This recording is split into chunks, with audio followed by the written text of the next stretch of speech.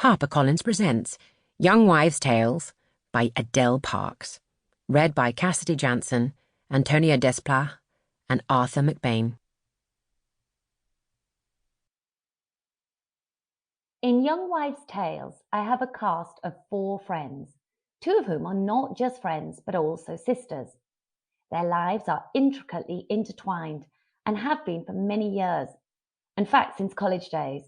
Indeed, some of you may have some history with these women too. You may have met Connie, Lucy, Rose and Daisy before, as they appear in my debut novel, Playing Away. But don't panic if you haven't listened to or read that novel. Young Wives' Tales is a standalone story.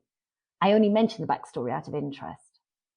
When I wrote this novel, I was a young mum of a young child, and mothering was everything. I judged myself and my day's success on how my son's day had been. I lost all sense of autonomy and prioritized him above everything.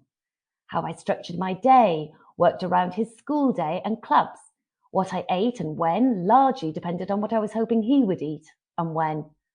Where I went socially depended on how confident I felt about his childminders. What work I accepted depended on how I thought it would impact the time I could spend with him.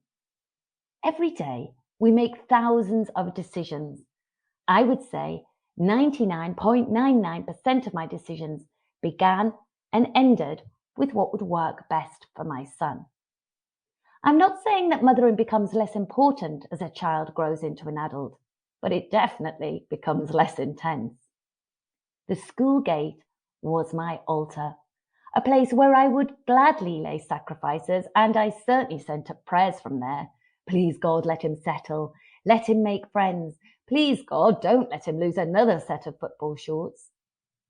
Looking back, I realised I was consumed with how my child was faring at school. I don't apologise for that. I don't think it's the least bit odd. Most parents are exactly the same. Plus, he's turned out to be the most proud-making human imaginable, so I must have done something right. However, it wasn't always easy. Mothering, working, being a wife, a friend, and a daughter was a lot, especially as I gave over such a great percentage of my mindset and time to mothering. All the other aspects of me were squeezed. None of my old school, uni, or work friends who lived nearby had children when I did, so I had to start again. I made friends with mothers of my son's friends, which effectively meant my 5-year-old chose my friends. Odd, if you think about it.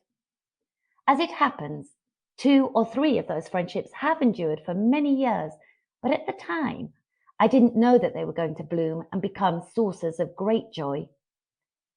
I think I hankered after the security of old friends experiencing things with me. In this novel, exactly that happens for Connie, Lucy and Rose. They all have children at the same school. At first, I thought I was writing a wish fulfillment novel, but the old saying goes, be careful what you wish for. And whilst writing the book, I began to acknowledge that bringing old friends into new situations might have problems too. Connie might come to resent that her friends know all about her past and won't let her forget her previous flirty, flighty ways, even though now she is trying to be a sensible mum. I soon realised that what I was looking at is the fact that nothing about motherhood is simple. It's a constant juggling act. Balancing childcare and work life is an ongoing conundrum.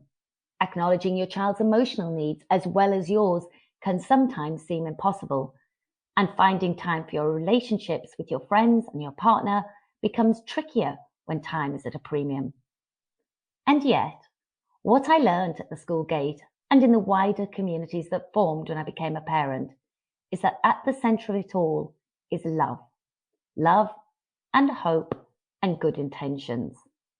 This novel is a celebration of that. It's an homage to new friends and old friends, wise words over playful cocktails and silly words whispered at serious meetings, career reviews, first wives and second wives, creepy colleagues and supportive ones, the quest for perfection and the acceptance of flaws. Sample complete. Ready to continue?